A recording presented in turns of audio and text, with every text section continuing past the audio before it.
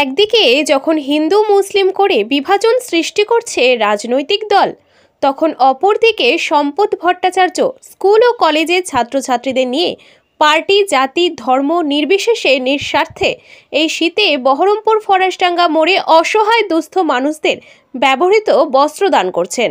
সরকারি প্রজেক্ট ছাড়া কোনো নেতানেত্রীকে রাস্তায় এভাবে দাঁড়িয়ে জনসেবা করতে দেখা যায়নি। তবুও তারা বিশেষ ক্ষেত্রে বিভিন্ন জায়গায় বিশিষ্ট সমাজসেবী নামে পরিচিত। অসহায় মানুষদের পাশে দাঁড়ানো এবং জনসেবা কাকে বলে সেই কাজটাই করে দেখাচ্ছেন কলেজ ছাত্রছাত্রীরা। প্রকৃতপক্ষে এরাই হলো বিশিষ্ট সমাজসেবী। এই বস্ত্রদানের বিষয়ে কে কি বলছেন আপনারা শুনুন। বহরমপুর থেকে খান ওরফে বাপির রিপোর্ট, MTVN 16। কেন আপনারা এই বস্ত্রদানের মধ্যে গেলেন যদি একটু বলেন। আমরা বস্ত্রদান বছরে বিভিন্ন সময় ক্ষেত্রে করে থাকি। তো পুরাতন বস্ত্রদান একটা অদ্ভুত চিন্তন আমাদের ক্ষেত্রে, কারণ আমাদের মুখ্য উদ্দেশ্য হচ্ছে বাচ্চাদের সামাজিকীকরণ এবং সর্বোপরি আজকের যে ভোগ সর্বস্ব ভাব বাচ্চাদেরকে গ্রাস করেছে। বাচ্চারা টুক কথায় ছোট্ট কারণে হতাশ হচ্ছে, কেউ আত্মহত্যার পথ বেছে নিচ্ছে। তো তারা এটা চোখের সামনে দেখুক যে তাদের উচ্ছিষ্ট, তাদের ফেলে দেওয়া বস্তুটা কত মানুষ যারা প্রয়োজনীয়ভাবে সেটাকে গ্রহণ করছে এবং অত আনন্দের রসদের সঙ্গে সেটাকে অ্যাকসেপ্ট করছে। এটা ওদেরকে, আমাদের বিশ্বাস, এটা ওদেরকে অনেক অনুপ্রেরণা দেবে ভবিষ্যতে তাদের বিভিন্ন বিষয় পাওয়া চাওয়া অনুভবের ক্ষেত্রে। এটাই মুখ্য উদ্দেশ্য। এবং সেই সঙ্গে আপনাদের সকলের নিমিত্ত আমাদের বার্তা যে আমাদের অপ্রয়োজনীয় বস্তু মানেই সেটা কার্যকারিতা থাকবে না এমনটা তো নয়। আমাদের অপ্রয়োজনীয় যে কোনো বস্তু অন্য কারোর কাছে অনেক আনন্দের কারণ হতে পারে। সেই প্রকাশ আমরা সবার সামনে রাখতে চাইছি। সেই উদ্দেশ্যেই আমাদের এই প্রোগ্রাম নেওয়া আজকের দিনে ৭৬তম প্রজাতন্ত্র দিবসে আর কি লগ্নে।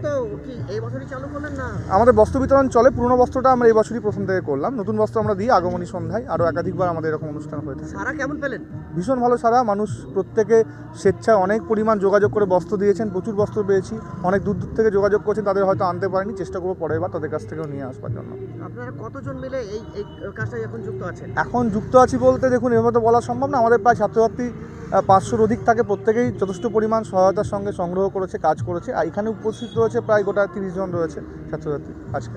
এছাড়া অন্যান্য কিছু? হ্যাঁ, সারা বছর ধরে আমরা সাধারণ শিক্ষার পাশাপাশি বাচ্চাদের সার্বিক বিকাশের জন্য বিভিন্ন কাজ করি। যেমন অনুষ্ঠান বাড়ি বেঁচে যাওয়া খাবার আমরা নিয়ে আসি, নিয়ে এসে সেটাকে ডিস্ট্রিবিউট করি। আমরা রক্তদান শিবির করি, আমরা গাছ লাগাই। এই দেখতে পাবেন টোটাল গাছ এই পোর্শনে যেগুলো লাগানো হয়েছে বেশিরভাগ আমাদের। আমার নাম হচ্ছে সম্পদ ভট্টাচার্য।